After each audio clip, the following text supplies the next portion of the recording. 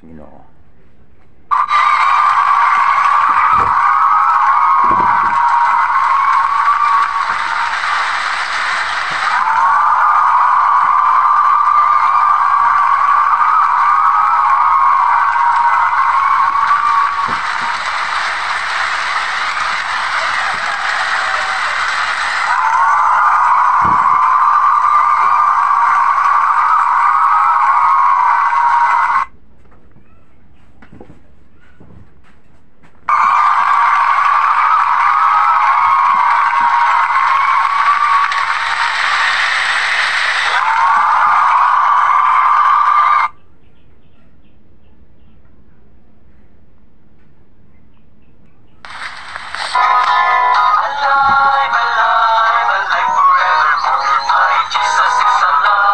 Okay.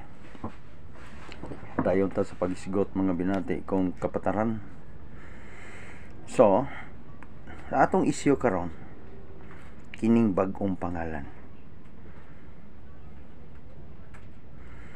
Ato ning ipasabot kay sumala sa 2 Timoteo 3:7 nga kanunay managtuon apan bisan unsaon dili gyud magkanagkabot sa kahibalos nga matuoran. Ngano man na? Nga kanunay man ta magtun apan di gid makabot ang kamatuoran. Ngano man kay kung sa inyong pagtuon kanunay sa lain-laing sikta ha, wa ta mang hilabot ha, nang gilabot lang. Ato lang gi challenge lang. Kung sa iyong pagtuon kanunay magtuon sa Bible, eskwela pag 12 ka tuig. Apan nganong dili makakabot sa kahibalos kamatuoran? Kay kung nakabot pa ninyo ang kahibalos kamatuoran, ang tabang na magwali ining bag-ong pangalan sa Ginoo. Unya ang uban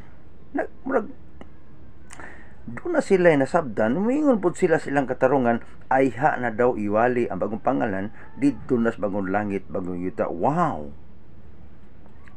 Unsa man igsoon? Adto na ka magwalis bagong langit bagyo ta kinsa may walihan dito puro na mabalaan. Ha? Kawa ka kuyap. Ug mo nang katarungan na ayha na ka magwali dito na sa bagong langit bagyo ta. Na.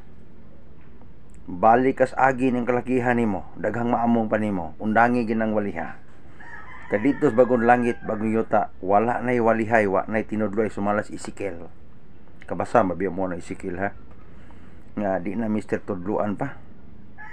Dito bagong langit, bagyuta, nangahanaw